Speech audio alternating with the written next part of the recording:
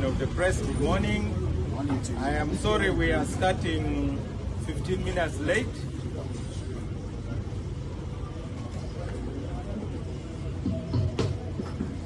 Thank you for coming.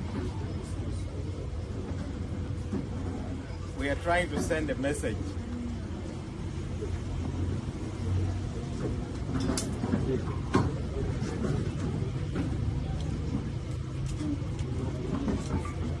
In a few minutes, the headlines will change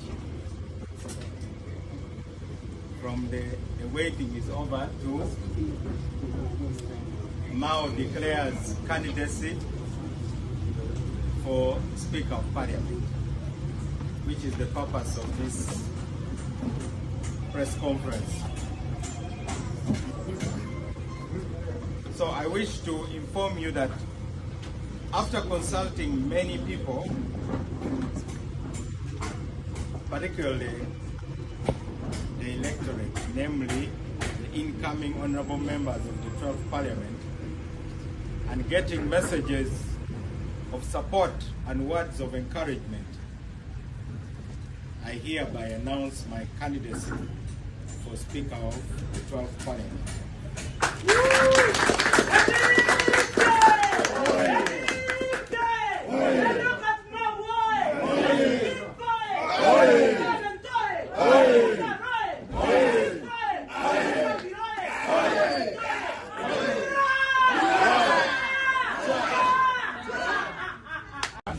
Uganda, our motherland, is at a turning point. We are at a defining moment. And the next 5 years are very critical for Uganda. There is hope, but there is also fear and despair. We have made gains, but we have also made losses.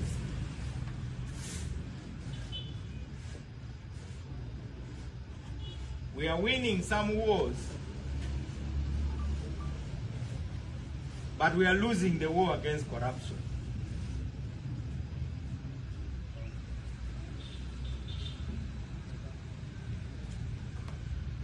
The corruption I'm talking about is not a police officer demanding 10,000 shillings. That's not the corruption I'm talking about. I'm talking about grand corruption. And grand corruption can only be carried out by those with power.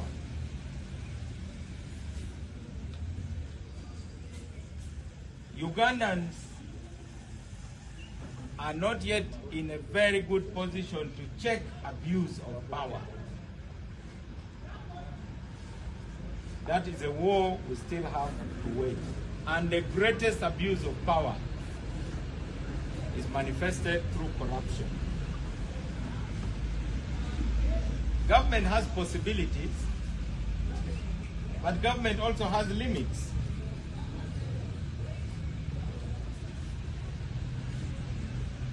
The future of this country will therefore depend on what government does, but also on what we do as citizens to improve our lives.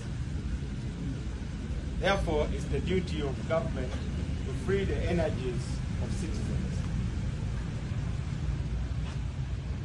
In 1986, the National Resistance Movement promised